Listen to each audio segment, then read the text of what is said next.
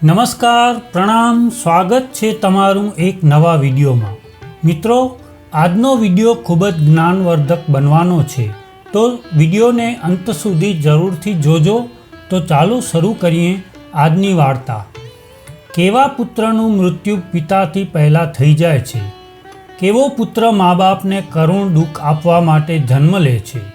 મિત્રો, ઘણીવાર આ પ્રકારની ઘટનાઓ આપણને જોવા અને સાંભળવા મળે છે કે કોઈ પિતાની સામે તેના યુવાન પુત્રનું મૃત્યુ થઈ જાય છે, કે પછી કોઈ પુત્રએ પોતાના માતા પિતાને એટલું દુઃખ આપ્યું હોય કે જેટલું તો કોઈ શત્રુ પણ ના આપે। આખરે આવું કેમ બને છે? તો ચાલો આપણે આ વાર્તાના માધ્યમથી સમજીએ કે પિતાની પહેલાં પુત્રનું મૃત્યુ કેમ થઈ જાય છે। એક સમયની વાત છે, હિમાલય પર્વતના શિખર પર પક્ષીઓની એક વિશાળ સભા ભરાઈને બેઠી હતી અને તે બધા પક્ષીઓની વચ્ચે જ્ઞાન ચર્ચા ચાલી રહી હતી। કેટલાક પક્ષીઓ પ્રશ્નો કરી રહ્યા હતા અને તેમાંથી જ જ્ઞાની પક્ષીઓ હતા તે પ્રશ્નોના જવાબ આપી રહ્યા હતા। જ્ઞાન ચર્ચા કરતાં કરતાં એક એવો પ્રશ્ન ઊભો થયો કે જેને સાંભળતા જ બધા પક્ષીઓ વિચારમાં પડી ગયા, અને તે પ્રશ્ન એ હતો કે મૃત્યુલોકમાં કેટલાક પુત્રોનું મૃત્યુ તેમના પિતાથી પહેલાં કેમ થઈ જાય છે, અને કેટલાક પુત્રો તેમના માતા પિતાને ખૂબ જ દુઃખ કેમ આપે છે? આવું કેમ બને છે જે પિતાની સામે જ તેના યુવાન પુત્રનું મૃત્યુ થઈ જાય તે પિતાને કેટલું દુઃખ થતું હશે? આમ તો એવું થવું જોઈએ કે પહેલાં પિતાનું મૃત્યુ થાય અને પુત્ર જ તેના પિતાના અગ્નિ સંસ્કાર કરે, પરંતુ ઘણીવાર પિતાએ પોતાના હાથોથી તેમના પુત્રનો અગ્નિ સંસ્કાર કરવો પડતો હોય છે। આવી પરિસ્થિતિમાં એક પિતા જીવતા જ મૃત્યુ સમાન કષ્ટ ભોગવે છે। કેટલીક વાર દીકરાઓ પોતાના મા બાપ સાથે શત્રુ જેવો વ્યવહાર કરે છે, તેમની સાથે મારઝૂડ કરે છે, તેમની દેખરેખ રાખતા નથી, તેમને એકલા છોડી દે છે। તે સમયે પણ એક પિતા મૃત્યુ સમાન કષ્ટ ભોગવે છે। મિત્રો, બધા પક્ષીઓની વચ્ચે આ ચર્ચા ચાલી રહી હતી। કોઈને પણ સમજમાં નહોતું આવી રહ્યું કે આખરે આવું કેમ બને છે। વિષય ખૂબ જ મહત્વપૂર્ણ હતો। ત્યારે તે સભામાં પક્ષીરાજ ગરુડ આવે છે। પક્ષીરાજ ગરુડ એક વૃદ્ધ ગીધનું રૂપ ધારણ કરીને આવે છે અને એક જગ્યા પર બેસી જાય છે। ત્યારે બધા પક્ષીઓ ઊભા થઈને તેમનું અભિવાદન કર્યું। પછી ગરુડજી કહેવા લાગ્યા કે હે પક્ષીઓ, તમારી વચ્ચે કઈ વાત પર ચર્ચા ચાલી રહી છે? કઈ વાતને લઈને તમે આટલા બધા વ્યાકુળ છો? ત્યારે બધા પક્ષીઓમાંથી એક પક્ષી ઊભો થઈને કહે છે કે હે પક્ષીરાજ, અમારી વચ્ચે જે સંવાદ ચાલી રહ્યો છે તેમાં પ્રશ્ન એ છે કે પિતાના પહેલાં તેના પુત્રનું મૃત્યુ કેમ થઈ જાય છે? અમારે તે પ્રશ્નનો જવાબ જાણવો છે। ત્યારે પક્ષીરાજ ગરુડ કહેવા લાગ્યા કે હે પક્ષીઓ, સનાતન ધર્મશાસ્ત્રોના અનુસાર તમારું આ જીવન ગયા જન્મ પર આધારિત હોય છે, અને એ પણ જરૂરી નથી કે તમારું આખું જીવન ગયા જન્મ પર આધારિત હોય, પરંતુ જો ગયા જન્મનો આપણો કોઈ હિસાબ કિતાબ બાકી રહી ગયું હોય તો આપણે તેને આ જન્મમાં પૂરો કરવો પડે છે। મિત્રો, પહેલાં આપણે એ સમજવું પડશે કે આપણા કર્મ જ આપણી ગતિ નક્કી કરે છે। તમારા દ્વારા કરવામાં આવેલા કર્મ જ તમારા ભવિષ્યને નિર્ધારિત કરે છે। હે પક્ષીઓ, કર્મ 4 પ્રકારના હોય છે। નંબર 1, સંચિત કર્મ। નંબર 2, પ્રારબ્ધ કર્મ। નંબર 3, આગામી કર્મ। અને નંબર 4, વર્તમાન કર્મ। આ ચારેય કર્મોનું અલગ અલગ ફળ હોય છે। તેમાંથી જે સંચિત કર્મ હોય છે તે આપણા આવનારા જન્મમાં આપણી સાથે રહે છે, અને તે જ કર્મોનું ફળ આપણને ક્યારેક દુઃખ અને ક્યારેક સુખના રૂપમાં ભોગવવું પડે છે। મૃત્યુ પછી આ ભૌતિક શરીર તો નષ્ટ થઈ જાય છે, પરંતુ જે સૂક્ષ્મ શરીર હોય છે તે જન્મ જન્માંતર સુધી આત્મા સાથે જોડાયેલું રહે છે, અને આપણા જેટલા પણ સગા સંબંધી હોય છે તે બધા કોઈને કોઈ કારણવશ આપણી સાથે આવે છે। કોઈના કોઈ જન્મમાં તે આપણી સાથે કર્મનો હિસાબ ચૂકવવા માટે અલગ અલગ રૂપોમાં આવતા રહે છે। તે વૃદ્ધ ગીતની વાત સાંભળીને બધા પક્ષીઓ કહેવા લાગ્યા, હે પક્ષીરાજ, તમારી આ વાત અમારી સમજમાં નથી આવી રહી, તમે હજુ પણ વધારે સરળ ભાષામાં અમને સમજાવો। ત્યારે પક્ષીરાજ કહેવા લાગ્યા કે પક્ષીઓ, ધ્યાનથી સાંભળજો, હું તમને એક અદ્ભુત અને રહસ્યમય કથા સંભળાવું છું। આ કથાના માધ્યમથી તમને એ જવાબ મળી જશે કે પુત્રનું મૃત્યુ પિતાથી પહેલાં કેમ થઈ જાય છે? બધા પક્ષીઓ ચૂપચાપ બેસી જાય છે અને પક્ષીરાજ ગરુડ કથા સંભળાવવાનું આરંભ કરે છે અને કહે છે કે હે પક્ષીઓ, એક ગામમાં એક ખેડૂત રહેતો હતો. તેના પરિવારના એક પત્ની અને પુત્ર હતા. થોડા વર્ષો બાદ તે ખેડૂતની પત્નીનું મૃત્યુ થઈ જાય છે. જે સમયે તે ખેડૂતની પત્નીનું મૃત્યુ થયું હતું તે સમયે તેમના પુત્રની ઉંમર ફક્ત 10 વર્ષની હતી. ત્યારે તે ખેડૂતે પોતાના બીજા લગ્ન કરી લીધા. ત્યારબાદ તે ખેડૂતને બીજી પત્નીથી પણ એક પુત્ર પ્રાપ્ત થાય છે. સંયોગના કારણે તે ખેડૂતની બીજી પત્નીનું પણ મૃત્યુ થઈ જાય છે. ત્યારે તે ખેડૂત પોતાના બંને પુત્ર સાથે એકલો રહી જાય છે. થોડા સમય બાદ તે ખેડૂતનો જે મોટો પુત્ર હતો તે પહેલી પત્નીથી જન્મ્યો હતો તે હવે લગ્ન કરવાને લાયક થઈ જાય છે. હવે ખેડૂતે ધામધૂમથી પોતાના મોટા પુત્રનું લગ્ન કરાવી દીધું. ધીરે ધીરે થોડા સમય બાદ તે ખેડૂત બીમાર પડી જાય છે. બીમારીના કારણે તેની હાલત વધારે ખરાબ થઈ જાય છે અને એક દિવસ તેનું પણ મૃત્યુ થઈ જાય છે. તે ખેડૂતનો જે નાનો પુત્ર હતો જે તેની બીજી પત્નીથી જન્મ્યો હતો તે પોતાના સાવકા ભાઈ સાથે રહેવા લાગે છે.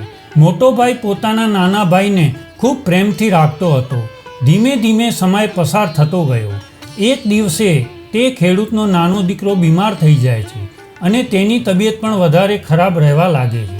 ત્યારે મોટા ભાઈએ આસપાસના ગામોના વૈદ્યો પાસેથી તેની સારવાર કરાવી, પરંતુ તેના નાના ભાઈને કોઈ રાહત મળી નહીં. વૃદ્ધ ગીત કહે છે, હે પક્ષીઓ, ધ્યાનથી સાંભળજો. ખૂબ જ અદ્ભુત વાર્તા છે. કેવા કર્મોના કારણે પિતાથી પહેલાં પુત્રનું મૃત્યુ થઈ જાય છે. જ્યારે મોટા ભાઈએ પોતાના નાના ભાઈની ઘણા બધા વૈદ્યો અને હકીમો પાસે સારવાર કરાવી, પરંતુ તેની હાલતમાં કોઈ સુધારો આવ્યો નહીં. દિવસે ને દિવસે નાના ભાઈની તબિયત વધારે ખરાબ થઈ રહી હતી. મોટા ભાઈના ઘણા બધા પૈસા નાના ભાઈની સારવાર પાછળ ખર્ચ થઈ ગયા હતા. સારવાર કરાવતા કરાવતા મોટો ભાઈ હવે ખૂબ જ થાકી ગયો હતો. એક દિવસે મોટા ભાઈએ તેની પત્નીને કહ્યું કે મારો નાનો ભાઈ જે મારી સાવકી માના પેટે જન્મ્યો છે, જો તે મરી જશે તો આપણે તેના ઈલાજ માટે પૈસા ખર્ચ નહીં કરવા પડે અને આપણી મિલકતમાંથી પણ તેને આપણને અડધો ભાગ નહીં આપવો પડે. તેના ભાગની બધી જમીન અને મિલકત આપણી થઈ જશે. મિત્રો, મોટા ભાઈને તેના નાના ભાઈના જીવથી પણ વધારે વાલી પોતાની મિલકત અને તેના ભાઈના ભાગની મિલકત લાગી રહી હતી. પતિની આ વાત તેની પત્નીને પણ સારી લાગે છે. ત્યારે તેની પત્ની કહે છે, સાંભળો, એવી રીતે આપણે તેને મારી પણ ન શકીએ ને. જો તેને મારી નાખ્યો તો લોકો સમજશે કે આપણે લાલચના કારણે નાના ભાઈને મારી નાખ્યો. આપણે આ કામ કોઈ વૈદ્ય જોડે કરાવવું જોઈએ. તમે જાઓ અને કોઈ વૈદ્યને લાલચ આપીને તેને કહો કે આ નાના ભાઈને દવાના બદલે ઝેર આપીને મારી નાખે, જેનાથી કોઈને ખબર પણ નહીં પડે અને આપણા સગા સંબંધીઓ પણ આપણા પર શક નહીં કરે. બધા લોકો કહેશે કે આ બીમાર હતો અને બીમારીના કારણે તેનું મૃત્યુ થઈ ગયું. મોટા ભાઈએ તેની પત્નીની વાત માની લીધી અને મનમાં વિચાર કરવા લાગ્યો કે કોઈ વૈદ્ય જોડે વાત કરવી જોઈએ તો અમારું કામ થઈ જશે. મોટા ભાઈએ આવું જ કર્યું. તેને નજીકના કોઈ વૈદ્ય મળી જાય છે. તે વૈદ્ય પૈસાનો ખૂબ જ લાલચી હતો. જ્યારે મોટા ભાઈએ તે વૈદ્યને વાત કરી કે મારે મારા નાના ભાઈને ઝેર આપીને મરાવી નાખવો છે, ત્યારે આ સાંભળીને તે વૈદ્ય પહેલાં તો થોડો ગભરાઈ ગયો, પરંતુ જ્યારે તે ખેડૂતના મોટા પુત્રએ તે વૈદ્યને 1000 મુદ્રાઓની લાલચ આપી ત્યારે તે વૈદ્ય કામ કરવા માટે રાજી થઈ જાય છે. મિત્રો, તેનો નાનો ભાઈ બીમાર રહેતો હતો. તે વૈદ્ય તેનો ઈલાજ કરવાના બહાને તેને જોવા માટે આવે છે અને તેના ઈલાજ કરવાના બહાને તેને ઝેર આપીને જતો રહે છે. ઝેરના પ્રભાવના કારણે તરત જ તેનું મૃત્યુ થઈ જાય છે. પોતાના નાના ભાઈના મૃત્યુ પર મોટો ભાઈ અને તેની પત્ની ખૂબ જ ખુશી મનાવે છે અને તેઓ બંને વિચારવા લાગે છે કે હવે આપણા રસ્તાનો કાંટો નીકળી ગયો છે. તેના ભાગની બધી જમીન અને મિલકત પર હવે આપણો અધિકાર હશે. તે બંને ખૂબ જ પ્રસન્ન થાય છે. અને યાદ રાખજો મિત્રો કે જે ખુશી બીજાના દુઃખ પર આધારિત હોય છે, જે ધન હિંસા કરીને કમાવામાં આવે છે, તે ધન ક્યારેય તમને સુખ આપી શકતું નથી. અને જે લોકો દુઃખ આપીને સુખ મેળવવાની કામના કરવાવાળા હોય છે, તેમના જીવનમાં એક દિવસ મહાભયાનક દુઃખ આવે છે. તે વ્રત ગીત કહે છે, હે પક્ષીઓ, આ રીતે મોટા ભાઈએ તેના નાના ભાઈને મારી નાખ્યો અને તેની બધી જ ધન સંપત્તિ પર પોતાનો અધિકાર જમાવી દીધો. તેમના કોઈ સગા સંબંધીને પણ આ વાતનો શક ન થયો. સગા સંબંધીઓ તો એવું વિચારી રહ્યા હતા કે આ ભાઈ કેટલો સારો છે, પોતાના સાવકા ભાઈનો કેટલો બધો ઈલાજ કરાવ્યો, તેની કેટલી દેખભાળ રાખી, તેની કેટલી સેવા કરી, પરંતુ તે બિચારો તેને બચાવી શક્યો નહીં. તે કરી પણ શું શકતો હતો? તેનો રોગ જ અસાધ્ય હતો. એ બિચારાનું મૃત્યુ થઈ ગયું. દુનિયાવાળાને શું ખબર હતી કે નાનો ભાઈ મર્યો ન હતો, પરંતુ તેને મારી નાખવામાં આવ્યો હતો. મોટો ભાઈ વિધિપૂર્વક તેના નાના ભાઈનો અંતિમ સંસ્કાર કરી દે છે. ધીરે ધીરે સમય પસાર થતો જાય છે. ત્યારે ગીત કહે છે કે હે પક્ષીઓ, થોડા સમય બાદ તે ખેડૂતના મોટા દીકરાની પત્નીના કુખેથી એક દીકરાનો જન્મ થાય છે. પુત્ર પ્રાપ્તિની ખુશીમાં તે બંને પતિ પત્ની ખૂબ ખુશ થાય છે. ખૂબ જ ધૂમધામથી તેના પુત્રનો જન્મદિવસ મનાવવામાં આવે છે. આખા નગરમાં મીઠાઈઓ વહેંચવામાં આવે છે અને ખૂબ જ લાડ અને પ્રેમથી તે બંને પોતાના પુત્રનું પાલન પોષણ કરવામાં લાગી જાય છે. થોડા વર્ષોમાં તે દીકરો યુવાન થઈ જાય છે. તેમણે પોતાના પુત્રના એક સુંદર કન્યા જોઈને લગ્ન કરાવી દીધા. ખૂબ જ ધૂમધામથી તે ખેડૂતે પોતાના પુત્રના લગ્ન કરાવ્યા. તેણે પોતાના પુત્રના લગ્નમાં ખૂબ જ પૈસાનો ખર્ચ કર્યો. દીકરાની વહુ હવે ઘરમાં આવી જાય. જ્યારે તેના દીકરાના લગ્ન થઈ જાય છે ત્યારે તેનો દીકરો ખૂબ જ બીમાર રહેવા લાગે છે. મા બાપે તેના ઈલાજ માટે ઘણા બધા વૈદ્યોને બોલાવ્યા, મોટા મોટા ડૉક્ટરોને બોલાવ્યા અને તેનો ઈલાજ કરાવવા લાગ્યા. જેને જેટલા પૈસા માંગ્યા તેને તેટલા પૈસા આપ્યા. બધું જ આપ્યું જેથી તેમનો દીકરો ઠીક થઈ જાય. તે ખેડૂતે પોતાના દીકરાના ઈલાજ પાછળ પોતાની અડધી સંપત્તિ ખર્ચ કરી દીધી. પરંતુ કહેવાય છે કે જેના પર જેટલું કરજ હોય છે તેને તેણે જરૂરથી ચૂકવવું પડે છે, ભલે ને તે કોઈ પણ રીતે ચૂકવે. તે દીકરાની તબિયત દિવસે ને દિવસે ખરાબ થઈ રહી હતી. બીમારીના કારણે તે દીકરો મૃત્યુની નજીક આવી ગયો હતો. તેનું શરીર ખૂબ જ કમજોર થઈ ગયું હતું. હવે તેના શરીરમાં ફક્ત હાડકાં જ દેખાવા લાગ્યા હતા. તે દીકરાને એક ખાટલામાં સુવાડી રાખ્યો હતો અને તેના પિતા તેમના કેટલાક સગા સંબંધી અને તેની પત્ની સાથે પોતાના પુત્રની આવી દયનીય હાલત જોઈને દુઃખી થઈ રહ્યા હતા. તે પોતાના સગા સંબંધીને કહી રહ્યો હતો કે આ શું થઈ ગયું? મારો એકનો એક પુત્ર છે. ભગવાને મને કઈ વાતની સજા આપી છે? તે જ સમયે તેનો પુત્ર બોલી ઉઠ્યો, ભાઈ, આપણો હિસાબ હવે પૂરો થઈ ગયો છે. ફક્ત હવે કફન અને લાકડાનો હિસાબ બાકી રહ્યો છે. તેની તૈયારી કરી લ્યો. આ સાંભળીને તેના પિતાએ વિચાર કર્યો કે લાગે છે કે બીમારીના કારણે મારા દીકરાનું દિમાગ પણ ઠીકથી કામ નથી કરી રહ્યો. જુઓ ને, હું તેનો બાપ છું અને તે મને ભાઈ કહીને બોલાવી રહ્યો છે. ત્યારે તે દીકરો કહે છે, ના ભાઈ, તમે મારા બાપ આ જન્મમાં છો, પરંતુ હું તમારો ગયા જન્મનો ભાઈ છું. યાદ કરો, આ બધા સગા સંબંધીઓ બેઠા છે. હું તમારો ભાઈ છું, તમારી સાવકી માનો દીકરો, તમારો નાનો ભાઈ. ગયા જન્મમાં તમે મને ઝેર આપીને મરાવી નાખ્યો હતો. હવે તે જ સંપત્તિ વેચાઈને મારા ઈલાજમાં વપરાઈ રહી છે. તમારી પાસે મારું જે ધન હતું તે ધન ધીરે ધીરે મારા ઈલાજ પાછળ વપરાઈ રહ્યું છે.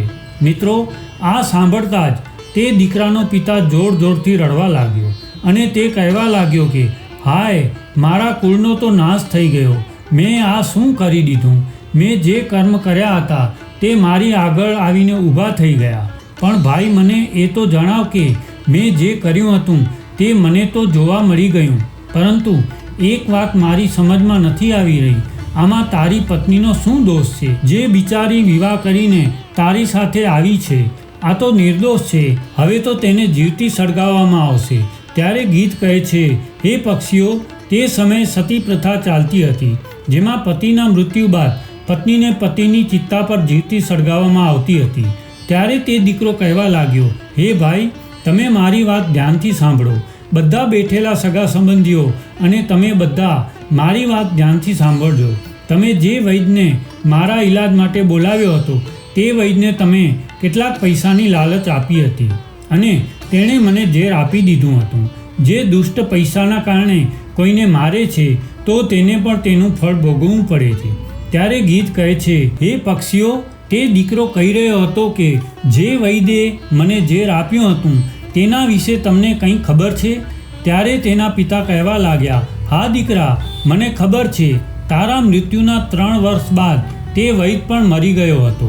દીકરાએ કહ્યું કે તે જ વૈદ્ય આ જન્મમાં મારી પત્નીના રૂપમાં મારા ઘરમાં આવ્યો છે. મારા મૃત્યુ બાદ હવે તેને જીવતો સળગાવવામાં આવશે. તેને પણ તેના કર્મોનું ફળ જરૂરથી ભોગવવું પડશે. આપણા જીવનમાં આવનારા દરેક પાત્ર અને દરેક ઘટના આપણા જ કર્મોની ઉપજ હોય છે. આપણે જેવું વાવીએ છીએ તેવું જ આપણને લણવા મળે છે. આજે નહીં તો કાલે આપણે આપણા કર્મોનું ફળ જરૂર મળશે. જીવનમાં દરેક મુશ્કેલ પ્રશ્નોનું સમાધાન જીવનમાંથી મળે છે. જેટલો ઊંડો કૂવો હશે તેટલું જ મીઠું પાણી મળશે. તે ગીત કહે છે, હે પક્ષીઓ, આવું કહીને તે ખેડૂતના પુત્ર મૃત્યુ પામે છે. તે ખેડૂતને બીજો કોઈ પુત્ર ન હતો. તેની બધી મિલકતનો નાશ થઈ જાય છે. તેના મૃત્યુ બાદ તેની જે પત્ની હતી તેને પણ તેના પતિની સાથે જીવતી સળગાવી દેવામાં આવે છે. તે વૈદ્યને પણ તેના કર્મોનું ફળ મળી જાય છે. જેણે લાલચના કારણે ખેડૂતના પુત્રને ઝેર આપ્યું હતું એ વૈદ્ય મરીને તેની પત્ની બન્યો હતો. તેને પણ મૃત્યુરૂપી મહાભયંકર કષ્ટ જરૂર મળ્યું. આ બાજુ ગીધ તે પક્ષીઓને કહે છે, આ દુનિયામાં 4 પ્રકારના પુત્ર હોય છે અને જે કર્મો તેમણે કર્યા હોય છે તેના અનુસાર તેમને તેનું ફળ મળે છે. ત્યારે બધા પક્ષીઓ તેમને કહેવા લાગ્યા કે તે 4 પ્રકારના પુત્ર કયા કયા હોય છે. ત્યારે પક્ષીરાજ ગરુડ કહે છે, હે પક્ષીઓ, શાસ્ત્રોમાં 4 પ્રકારના પુત્ર જણાવવામાં આવ્યા છે. પહેલો પુત્ર હોય છે ઋણાનુબંધ પુત્ર, બીજો પુત્ર હોય છે શત્રુ પુત્ર, ત્રીજો પુત્ર હોય છે ઉદાસીન, ચોથો પુત્ર હોય છે સેવક. ધ્યાન રાખજો, જે પહેલા બંને પુત્રો છે ઋણાનુબંધ પુત્ર અને શત્રુ પુત્ર, આ બંને પુત્રો તમારા કર્મોને અનુસાર તમારા ઘરમાં જન્મ લે છે. ત્યારે તેમનું મૃત્યુ પિતાથી પહેલાં થઈ જાય છે. જો કોઈ પુત્રનું મૃત્યુ પિતાથી પહેલાં થઈ જાય ત્યારે સમજી લેવું જોઈએ કે તે ઋણાનુબંધ કે શત્રુ પુત્ર પેદા થયો હશે. પ્રચલિત માન્યતા અનુસાર જો તમે તમારા પૂર્વજન્મમાં કોઈ વ્યક્તિને કોઈ પણ પ્રકારનું ગંભીર દુઃખ પહોંચાડ્યું હોય અને તે વ્યક્તિ તમારી સાથે કોઈ પણ રીતે બદલો લેવા માંગતો હોય અને તે કોઈ કારણવશ બદલો ન લઈ શક્યો હોય, કેમ કે તે કમજોર હશે અને તે તડપીને મરી જાય, તો નક્કી તે વ્યક્તિ આ જન્મમાં તમારો પુત્ર બનીને પાછો આવશે અને તે પોતાનો બદલો જરૂર પૂરો કરશે અને તમારે તમારા પુત્રનું મૃત્યુ જોવું પડશે. જરા વિચારો, જો કોઈ પિતાની સામે તેના પુત્રનું મૃત્યુ થઈ જાય તો તેને કેટલો અસહનીય દુઃખ થાય છે.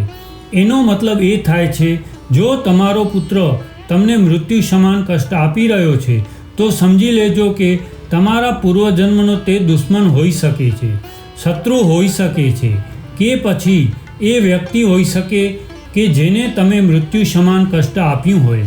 આવા સંતાન તમારા જીવનને દરેક પ્રકારના પ્રશ્નોથી ભરી દે છે, તમારા જીવનને નર્ક બનાવી દે છે.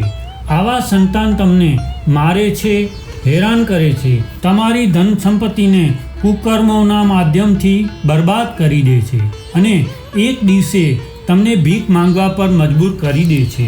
તો પક્ષીઓ, આ રીતે પિતાથી પહેલાં તે જ 2 પુત્રો મરે છે જે ઋણાનુબંધ પુત્ર હોય છે અને જે શત્રુ પુત્રો હોય છે. તેઓ પોતાના કર્મોનો હિસાબ ચૂકતે કરવા કોઈના ઘરે આવીને જન્મ લે છે. ભગવાન શ્રી કૃષ્ણએ અર્જુનને ગીતામાં સ્પષ્ટ રીતે કહ્યું છે કે હે અર્જુન, આ સંસારમાં જેટલા પણ સંબંધો છે તે બધા પૂર્વજન્મના કર્મોના આધારે પ્રાપ્ત થાય છે. આ મહાભારતમાં જેટલા પણ તને તારા સગા સંબંધીઓ દેખાઈ રહ્યા છે, આ બધા તારા અને તેમના પિતાના હિસાબ કિતાબને આધારે છે. હે અર્જુન, પૂર્વજન્મમાં જ્યારે ધર્મનો પુત્ર હતો અને હું તારો મોટો ભાઈ હતો નારાયણ અને તું મારો નાનો અનુજ હતો, ત્યારે તે સમયે તે આ દુર્યોધનને પરાજિત કર્યો હતો. તે સમયે દુર્યોધને હારનો બદલો લેવા માટે એક પ્રતિજ્ઞા લીધી હતી કે હે અર્જુન, મારી સામે તું જ્યારે પણ આવીશ ત્યારે હું તારી સાથે બદલો લઈશ. હે અર્જુન, દરેક પ્રાણીએ પોતાના કર્મોનું ફળ ભોગવવું જ પડે છે. જેના પર કરજ હોય છે તેને 100 જન્મો પછી પણ ચૂકવવું પડે છે. અને આ જ વાત ભગવાન શ્રી કૃષ્ણએ ભીષ્મ પિતામહને કરી હતી. જ્યારે ભીષ્મ પિતામહ મૃત્યુશૈયા પર સૂઈ રહ્યા હતા ત્યારે ભીષ્મ પિતામહ કહી રહ્યા હતા કે હે ભગવાન શ્રી કૃષ્ણ, હે માધવ, મને 100 જન્મો સુધીનું યાદ છે. મેં ક્યારે પણ કોઈનું ખોટું કામ નથી કર્યું, તો પછી હું આ અસહ્ય પીડા અને બાણનો કષ્ટ કેમ ભોગવી રહ્યો છું? ત્યારે ભગવાન શ્રી કૃષ્ણ ભીષ્મ પિતામહને કહે છે, હે પિતામહ, આ સંસાર કંઈ પણ નથી, કેવળ કર્મોનું આદાન પ્રદાન છે. તમે તમારી પ્રજાનો કોઈ પણ અપરાધ નથી કર્યો કે કોઈ પાપ નથી કર્યો, પરંતુ 100 જન્મો પહેલાં તમે એક સાપને પકડીને કાંટા ઉપર ફેંકી દીધો હતો અને તે સાપના પ્રાણ 18 દિવસ પછી નીકળ્યા હતા. એટલા માટે તે અસહનીય દુઃખ આજે તમને આ બાણની સૈયા પર સૂઈને મળી રહ્યું છે. તો જુઓ મિત્રો, આ સંસારમાં 4 પ્રકારના પુત્ર જણાવવામાં આવે છે. જે 2 પ્રકારના પુત્ર હોય છે, ઋણાનુબંધ અને શત્રુપુત્ર, જેમના આપણે કરજદાર છીએ. કોઈનું કરજ આપણે ખાધું હોય, કોઈના પૈસા લીધા હોય અને તે પૈસા પાછા ન આપ્યા તો તે પૈસા આપણે જરૂર ચૂકવવા પડશે. જો આ જન્મમાં ચૂકવી દીધા તો ખૂબ જ સારું છે, અને તે કરજ બીજા જન્મમાં ચાલ્યું ગયું તો તમારે પણ આ અસહનીય દુઃખ ભોગવવા પડશે. તે પુત્રના રૂપમાં જન્મ લેશે, ભાઈના રૂપમાં જન્મ લેશે, કે તમારા વહાલા કોઈ સગા સંબંધીના રૂપમાં જન્મ લેશે, કે પછી તમે ગધેડો કે બળદ બનશો, કે પછી કૂતરો બનશો, જેથી તમે તે પૈસાને ચૂકવશો. તમારે તે કરજ તો જરૂર ચૂકવવું પડશે. આ જ શાશ્વત વિધાન છે, આ જ કુદરતનો નિયમ છે. દરેક ક્રિયાની પ્રતિક્રિયા જરૂર હોય છે. અને જે બીજા પ્રકારના પુત્ર હોય છે, શત્રુપુત્ર, તે પણ તમારી પાસેથી જરૂર બદલો લેશે.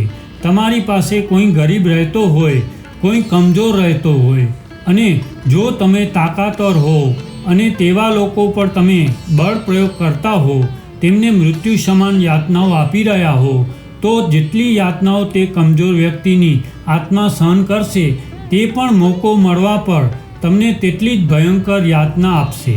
ભલે તે પુત્રના રૂપમાં, એક પિતાના રૂપમાં, કે પછી પત્નીના રૂપમાં. કોઈ રીતે પહેલાં બંને પ્રકારના પુત્રનું મૃત્યુ પિતા પહેલાં થઈ જાય, અને બાકીના જે 2 પુત્રો હોય છે, ઉદાસીન અને સેવક, તેમના મૃત્યુ પિતાના પછી થાય છે. એટલે કે એક પિતા પોતાના પુત્રનું મૃત્યુ નથી જોતો. તો હંમેશા આપણે એ ધ્યાન રાખવું જોઈએ કે આપણે કોઈની પણ ધન સંપત્તિ પચાવી લેવી જોઈએ નહીં, અને કોઈની પાસેથી કંઈ લેવું જોઈએ નહીં.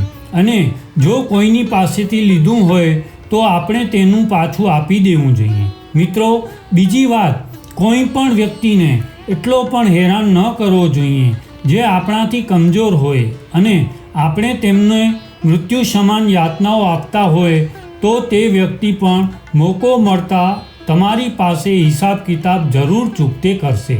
આપણે હંમેશા એ ધ્યાન રાખવું જોઈએ કે આપણે ક્યારેય પણ કોઈનું ખોટું ન કરવું જોઈએ, કોઈનું અહિત ન કરવું જોઈએ. હવે તો તમે સમજી ગયા હશો કે કેવા પુત્રોનું મૃત્યુ પિતાથી પહેલાં થાય છે, અને કેવા પુત્રો મા બાપને કષ્ટ આપવા માટે આવે છે.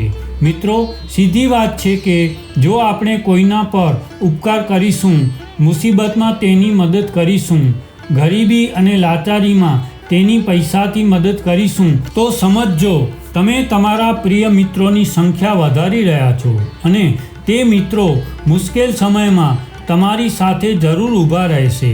અને જો આપણે કોઈની સાથે ખરાબ કરીએ છીએ તો આપણે શત્રુઓની સંખ્યા વધારી રહ્યા છીએ, અને તે શત્રુ હંમેશા આપણને દુઃખ પહોંચાડવાનું વિચારતો રહેશે, પ્રયત્નો કરતા રહેશે. એટલે જ કહેવાનો મતલબ એ છે કે આપણા કર્મ આપણી પાસે સુખ અને દુઃખ બનીને વહેલા મોડા પાછા આવે છે. અંતર ફક્ત એટલું છે કે જો કર્મ જલ્દી આવી જાય તો તેમનું વ્યાજ ઓછું હોય છે, અને 2-4 જન્મ પછી કર્મ આવે છે તો તેનું વ્યાજ વધારે ચૂકવવું પડે છે. તો મિત્રો, આજની આ વાર્તા તમને કેવી લાગી કમેન્ટમાં જરૂર કહેજો. અને જો વિડીયો પસંદ આવ્યો તો વિડીયોને લાઈક, શેર અને આપણી ચેનલને સબસ્ક્રાઈબ જરૂર કરજો. જય શ્રી કૃષ્ણ.